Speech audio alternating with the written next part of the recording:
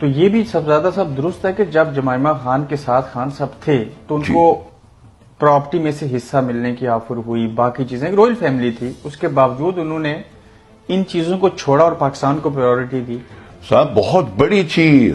میں آپ کو ایک اور بات بتاؤں جو ویورز کو بتاؤں جو نہیں معلوم، اور آئی ہوپ مجھے خان صاحب معاف کر دیں گے کہ میں یہاں پہ اتنا بیٹھے بات کر رہا ہوں. ضرور بتائیے.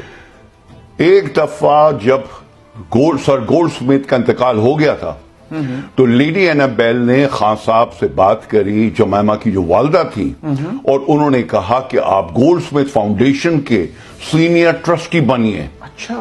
بیکاز آپ کا اتنا ایکسپیرینس ہے شوکت خانم کا اور چیریٹیز کا کہ آپ اس فاؤنڈیشن کی جو ہماری ہے فاؤنڈیشن چیریٹی کی، اس کے بھی آپ ٹرسٹی بنے، اور آپ کی تنخواہ 1 ملین پاؤنڈ ہوگی سال کی. ٹھیک. آپ کے پاس رولز رائس، انگریز ڈرائیور، فرسٹ کلاس کا ٹکٹ، ایکسپینس اکاؤنٹ، سارے کریڈٹ کارڈ، ہر چیز ہوگی.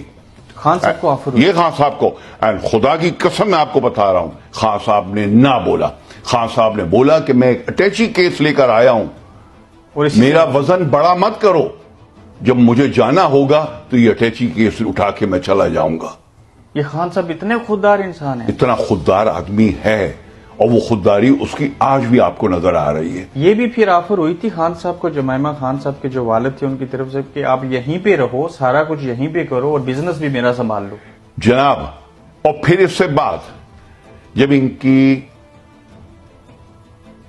شادی ختم ہوتی ہے، لیڈی اینابیل اس وقت زندہ تھی، زندہ ہیں. خان صاحب سے انہوں نے پروپوزیشن دی کہ آپ میرے گرینڈ چلڈرن کے باپ ہیں. معلوم نہیں کتنا ملین، مجھے تو اب یاد بھی نہیں آ رہا ہے کتنا ملین سیٹلمنٹ میں آفر کیا خان صاحب کو. کئی ملین پاؤنڈ. جی ہاں، بیکاز جمائمہ کی بہت بڑی ایسٹ تھی. آپ کو معلوم ہے اس ملک میں لا ہے کہ جب بھی کوئی ڈیورس ہوتی ہے تو اس میں 50-50 بانٹا جاتا ہے. True.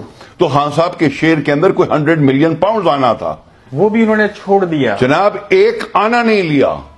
چھوڑنے کی نہیں ہے بات، ایک آنا نہیں لیا. یہ اتنا خوددار آدمی ہے، اس کو نہیں ہے ضرورت، اس کو اللہ تعالیٰ نے سب کچھ دیا ہوا ہے.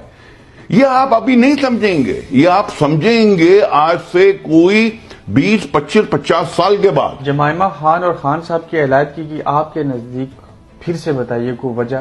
پاکستان اس کے دل میں وہ غریبوں کا وہ بہت زیادہ دونوں میں محبت تھی، مگر خان صاحب کے دل کے اندر غریبوں کا بھرا ہوا تھا کہ مجھے پاکستان میں رہنا پڑے گا، میں پاکستان میں رہوں گا.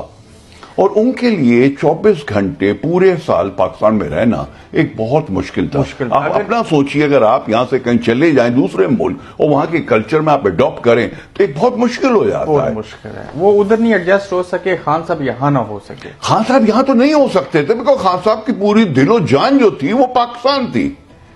اگر وہ پاکستان نہیں ہوتی تو بھی یہ شوکت خانم نہیں بنتا.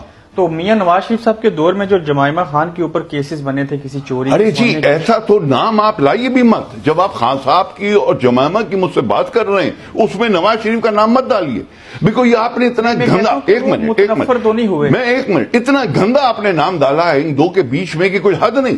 میں بات کر رہا تھا ایک فرشتے کی، وہ ایک انسان جو ہے عمران خان، مانیے میری بات، یہ اللہ تعالیٰ کا بھیجا ہوا ہمیں ایک ڈسگائز کے اندر فرشتہ بھیجا اللہ تعالیٰ نے.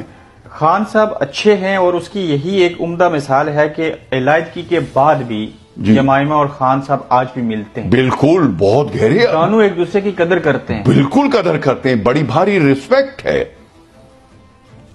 آج تک. بالکل. جمائمہ خان نے باضابطہ اسلام قبول کیا تھا. بالکل جی. آج بھی وہ مسلمان ہی ہیں. آپ ان کا اسلام یہ دیکھیے کہ انہوں نے اپنے بیٹے کو اسلامک اسٹڈیز کے لیے برسٹل یونیورسٹی بھیجا، اپنے بڑے بیٹے کو جو بلینئر ہے ان کا بیٹا، اس کو وہ اسلامک اسٹڈیز میں تعلیم دلوائی، اس میں اس نے ڈگری دلوائی. اس سے بڑی کیا اچیومنٹ ہوگی ایک ماں کی کہ اس کا ارمان تھا کہ یہ اسلامک اسٹڈیز کے اندر کرے. خان صاحب تو پاکستان میں تھے، بچے تو ماں کے پاس تھے، جہاں ماں بھیج دیتی وہاں چلے جاتے بچے.